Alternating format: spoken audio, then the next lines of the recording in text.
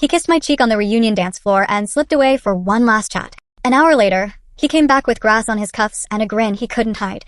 I left the house before dawn and never turned my phone back on. I held his wallet in my palm the way a cashier holds change, balanced and ready to let go. The hotel lobby smelled like lemons and wet carpet. I slid the wallet across the desk and told the clerk the room number. The clerk asked if I was all right. I nodded once. Nods are easy. They don't promise anything. Outside, dawn hung low, colorless. The interstate hummed behind the trees. I set my phone to airplane mode and put it face down in my coat. The glass doors sighed shut behind me. The reunion's last song kept looping inside my head, the same brass line, like a doorbell pressed too long. He had kissed my cheek an hour before. A soft, public kiss. A kiss for cameras. Then he drifted toward her with a hand on the edge of his drink, something like a smile rolling into place. The stage lights ran over them, blue, then gold. She leaned in. He lowered his head. They fit like a secret. I rinsed my hands in the ballroom bathroom until my knuckles turned red. The faucet squeaked when I cut the water. In the mirror, my lipstick was cracked at the corners. I wiped it with the rough end of a paper towel, and it left a small smear on my chin. When I came out, they were gone. On the patio, smokers drew small fires to their mouths and watched them fade. I checked the hallway, the bar, the path to the parking lot. His phone rang on my screen, then went still. After 30 minutes, she came back first. Hair finger-combed, eyes wet at the lash line, laughter too bright. He followed with his shirt tucked wrong. The top button was missing. He saw me and lifted 2 fingers like a salute. He smelled like chlorine when he leaned close. Lawn was wet, he said. The grin didn't reach his eyes. Behind him, a slideshow of our class flickered on the wall. There we were at 22, his arm around my shoulders, sun slanting across our faces. She stood at the edge of the frame with a book against her chest and her eyes on him. On the drive home, he said he was tired. His hand landed on my knee at a red light and stayed there. The light turned green, and I rolled forward without looking at him. The radio was low. The city unspooled. The highway took us in. At the house, he went straight to the shower. Water hit tile like rain. He came to bed clean and quiet. He used to hook his arm around my waist and pull me into the middle, 2 backs fitted together, his breathing making a small C against my shoulder. He lay on his side. The hall clock ticked and stuttered the way it always did at 3:12. He slept. I watched the ceiling and counted breaths that weren't mine. At 4, I slid out of bed without switching on a light. I'd done it 100 times for early flights and long drives. Drawer. Suitcase. Drawer again for the Advil. Closet for the soft sweater and the shoes that could take a day. The top shelf for our passports, the black envelope we never moved. I made coffee. I didn't drink it. I wrote a note that said milk and vet and dry cleaning, then crossed each word until there was nothing left to read. The pencil snapped at the point. I left it there. Street lights blinked out as I closed the door. The air carried last night's rain and this morning's trash trucks. The motel by the interstate had a vacancy sign with 2 dead letters. The clerk slid me a key card and a map of an L-shaped hallway. I took the stairs. The carpet had that thick hotel feel, built to swallow footsteps and secrets. I fell asleep with my shoes still on and woke up to my phone doing its best to shake itself apart. My son. My daughter. My son again. I turned the phone over and watched the name on the screen change. I let the calls stack up and then disappear. The room smelled like new paint and something sweet to hide it. When the phone showed his name, I pressed the side button until the screen went black. By 3, I called my son back. Mom. The word came out thin, like it had lost a layer. I told him I was safe. He asked what happened. I said his father made a choice at the reunion. I kept it spare, facts in a row, no bright edges. He wanted details. I didn't give them. He asked if he could tell his sister. I said I would. After we hung up, I texted her about work and a trip and a need for quiet. She sent a heart, then a thumbs up, like she wanted to make sure one of them landed right. The lawyer's office had glass walls and mint candy in a heavy bowl. He wore the kind of tie men wear when they want to look like a decision. He asked me if I was sure. I told him the numbers and the house and the accounts with the names no one pronounces. He slid forms toward me and used words that sit in files: equitable, disclosure, valuation. His assistant brought water and said it just so, like the meeting had rules. He asked if I wanted the ring clause. I said no. Ring clauses are for people who need symbols to behave. I needed doors to close and stay shut. He suggested we inform the kids. They were grown. They'd need a line to walk. I said I would tell them both. He nodded, not as a person but as a file moving to the next step. When I stood to go, he said, "You're doing fine." I didn't answer. His words weren't for me. They were for the hallway. At the diner the next morning, the waitress wrote our order without looking up. Our daughter wore a sweatshirt with sleeves that swallowed her hands. She asked 3 questions at once and all of them were why. Our son sat with his elbows square on the table like he owed the table a promise. I told him what fit in small spaces. He slipped out with her at the reunion. He came back wrong. I left before dawn. I filed. They asked me to try again. I shook my head. People in the next booth laughed too loud at a joke about parking, and the world kept its shape. Our son nodded like he was counting next steps in his head. Our daughter cried into a napkin until it tore and left a wet square on the formica. I put another napkin under the first so the table would stay clean. The waitress left the check and didn't ask if we wanted dessert. He found out about the papers the day after they were sent. He called my sister, our neighbor, two of my clients. He spoke with the voice that got him through locked doors and long tables, the one that could sell umbrellas in a drought. He asked my lawyer for a meeting, one conversation, his attorney said, and he could make it right. My lawyer told me not to go. I didn't. I had heard the same voice close up, the one he used on me when the car battery died and when our dog limped and when our son broke his wrist and said he was fine. That voice smelt steel. I let my steel be something else. Nancy called and asked if I wanted the missing piece. She was with me at the reunion. I could hear her kettle click in her kitchen, could see the steam in my head. She said the lawn was not the lawn. She said she found them in the changing room at the pool. The lock had a key. He had it. Their voices dropped and rose when she pushed the door. The light hummed overhead. Her eyes took a picture she'd never wanted.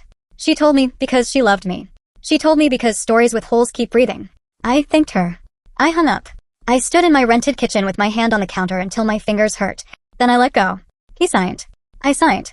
The stamp came down with a flat sound like a chair pushed back on a clean floor. The clerk chewed gum and slid copies across to us.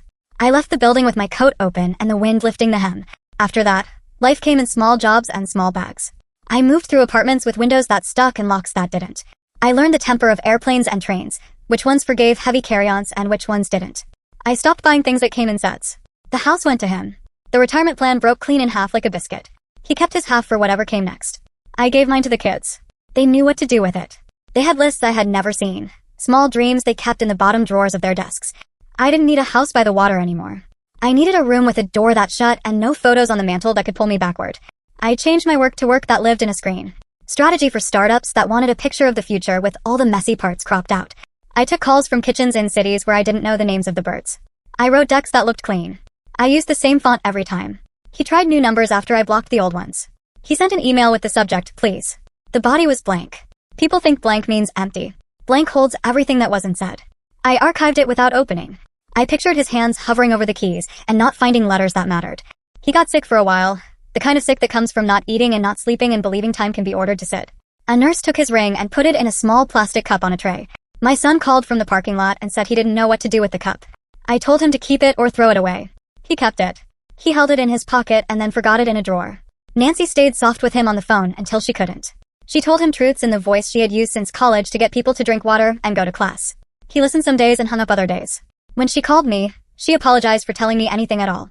She worried it was a kind of betrayal. I told her it wasn't. Betrayal had a different shape. Travel started as running and turned into breathing. Lisbon gave me tiles and light. Seoul gave me quiet trains and vending machines that sang when they swallowed coins. Mexico City handed me limes and buses and a street that turned without warning. I learned the words for coffee and thank you numbers 1 through 5. I stopped learning the words for goodbye. In Tokyo, a blue-jacketed woman passed me on a mountain trail after rain. We shared the same pace. She said the map was wrong about the last turn and offered to walk the rest together. At the bottom, we ate noodles at a counter. She told me her name, Ashleen, and her story with as few adjectives as possible. She had left an ugly life. She was not looking for a new one to swallow her. We compared train schedules and ended up sitting across from each other with our knees nearly touching and the city sliding right to left behind the glass. We met again in another city, then another. 2 beds when 2 made more sense. 1 when it didn't. We didn't write rules. We packed light. We learned each other's ways, not in speeches, but in where the toothbrush went and who liked the window open and who always checked for the charger before turning out the light. We agreed on no marriage. Not a stance. Just air. I painted again after years of dust on the brushes. Bowls, chairs, windows. Things that stayed where I put them. I messed up often and started over. Small strokes when the day was tight, long ones when the room loosened. My son called 2 years later with a new voice. He had met someone he wanted to marry. He wanted his parents to sit at the same table and smile at strangers who would be family by dessert. I said yes and then waited until the day before dinner to say yes again.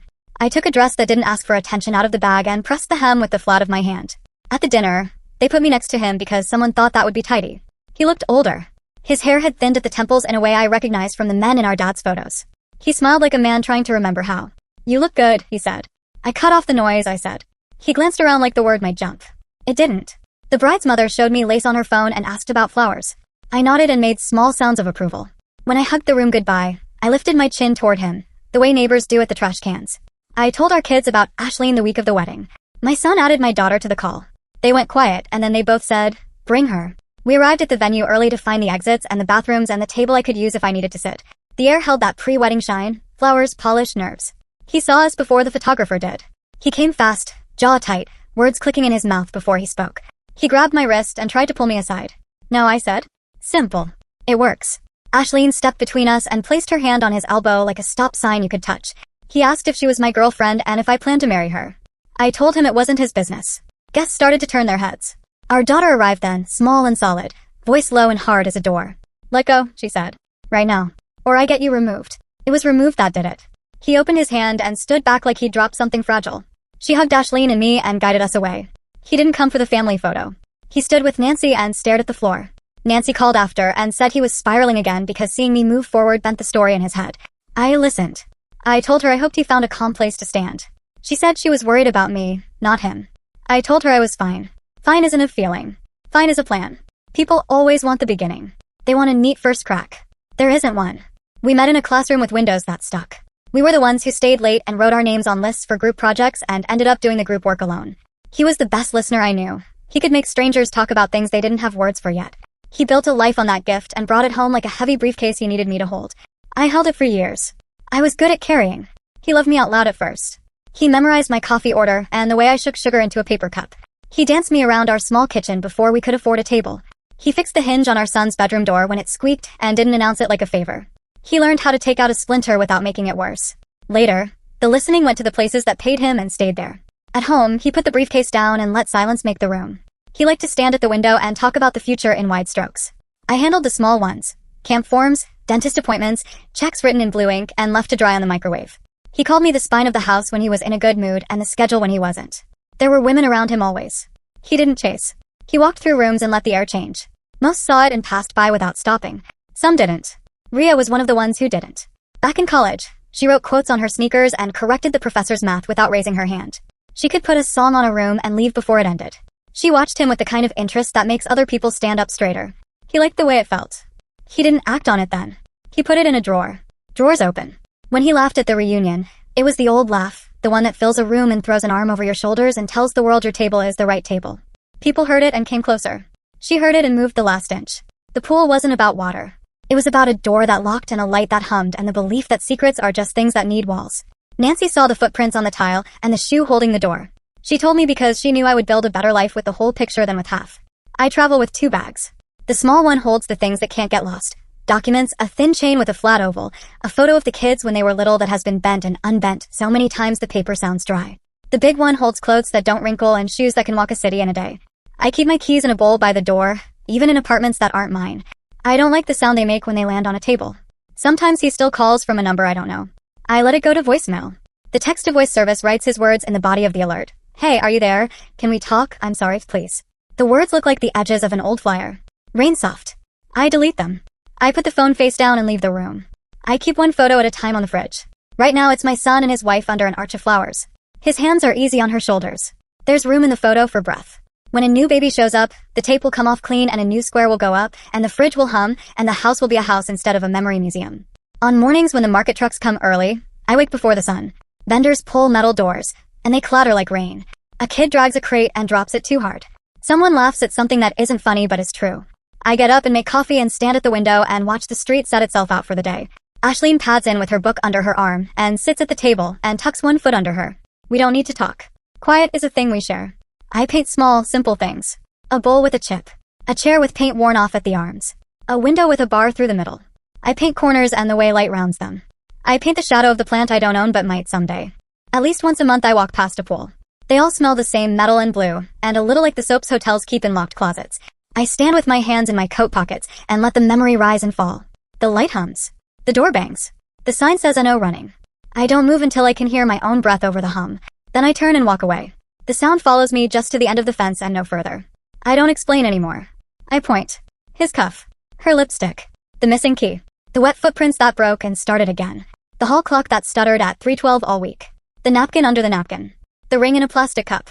People want resolution like a bow. Bows come undone. I keep the ending plain. I left before dawn. I blocked the numbers. I let the papers do their work. I told the truth to the 2 people who needed it. I built a small, clean life with doors that close and windows that open. I learned the shape of my own quiet. And when the phone lights up with a number I don't know, I watch it until it stops. The room stays the same. The kettle clicks off. Somewhere above me, someone waters a plant and spills a little. The ceiling doesn't mind.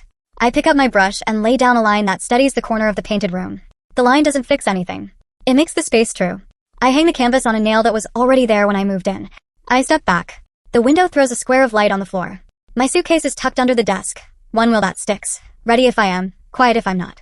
The door is locked from the inside. The keys rest in their bowl. The chain at my neck warms against my skin. I touch it once and let go.